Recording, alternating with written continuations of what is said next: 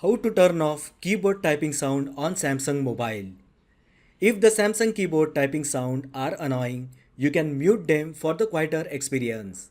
Simply follow the steps to disable the keyboard sounds. First, open Settings app on your Samsung mobile. Now tap Sounds and Vibration. Next, tap System Sounds. On System Sound Settings page, you will find Samsung keyboard option with toggle switch.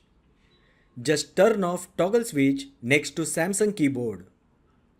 Once you do this, the keyboard typing sound stops in your Samsung mobile. So that is how you can turn off keyboard typing sound on Samsung mobile. If you find the video helpful, then like the video, share with your friends and subscribe to my channel.